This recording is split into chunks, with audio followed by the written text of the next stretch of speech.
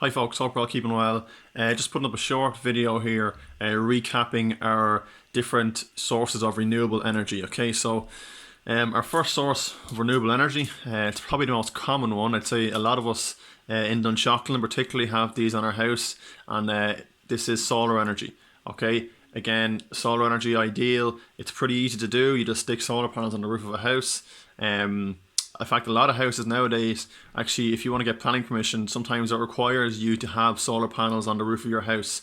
Okay, the big advantage of these is that they obviously are a clean source of energy. They're renewable. Like the sunlight is not going to run out. The sunlight will always be there. Okay. One disadvantage you might say is that the amount of energy changes throughout the year. So what this means is that, obviously in June, July, there was lots and lots of sunlight all day.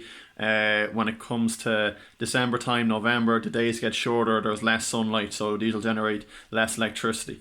Okay, so solar panels, probably the most common type of renewable energy in Ireland.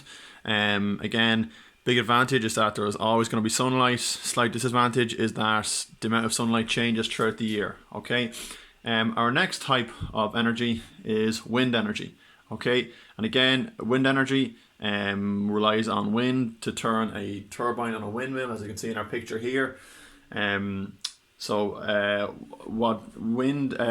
are often located in coastal areas because coastal areas, when you go to the beach, it's very windy there, or sometimes in upland mountainous areas.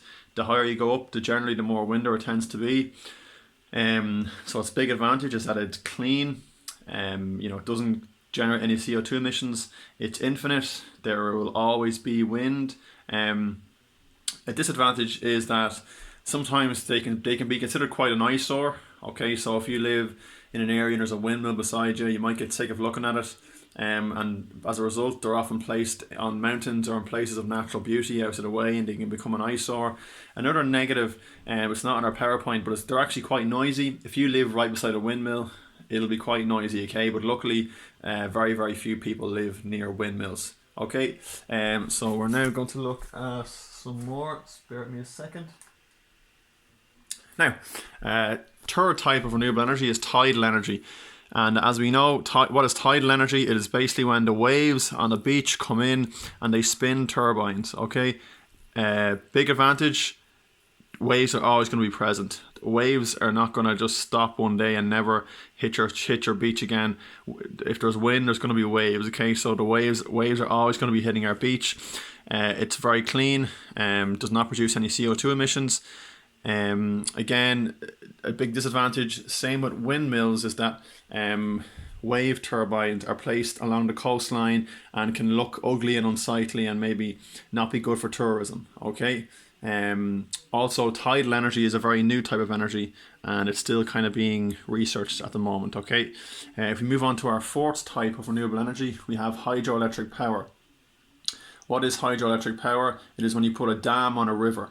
Okay, and in that dam there are turbines. As the water flows through the dam, it spins the turbines, and this can generate electricity. Okay, again, it's renewable. Rivers are always going to flow. It's clean. It doesn't produce any CO2. A negative impact, okay, is it disrupts wildlife. If you're a fish in a river and you have to swim through a turbine, that turbine could potentially kill you or damage your habitat. Also, it leads to flooding. Okay, so the reservoir behind the dam can flood farmland and flood areas where people live. Okay, actually that brings us to another advantage. The reservoir behind the dam can also be used for water sports, fishing, swimming, boating, things like that. Okay, if we move now on to our final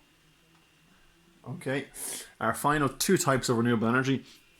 Biomass. So biomass, okay, when you've got a special machine, you put wheat, barley, oats into this machine, and this machine can burn these up and generate electricity. Okay, and again, it's ideal for heating homes and for powering farms.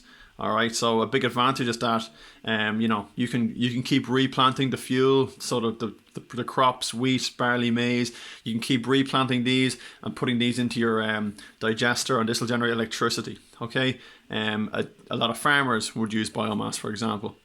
A disadvantage is that this land you're growing your wheat and barley on to generate biomass could be used to grow food for people, but instead it's used to generate your electricity. So that's a slight disadvantage there. Overall, it is very, very useful, but it's particularly used on farms in Europe, okay? Our final type of renewable energy is geothermal.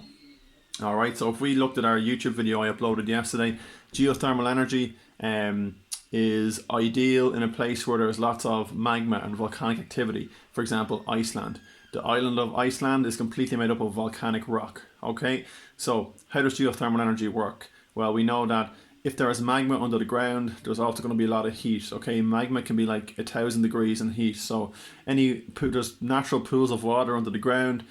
The heat of the magma boils this water. When you boil a kettle, what comes out? Steam, okay? And all this steam can be used to spin a turbine, okay? And this turbine generates electricity. I think 90% of Iceland's electricity comes from geothermal energy, okay? What's a disadvantage? The only real disadvantage is that a lot of countries can't access geothermal energy because they don't have any magma. For example, Ireland. Ireland does not have any volcanoes at the moment, no magma, cannot generate natural heat for geothermal energy, okay?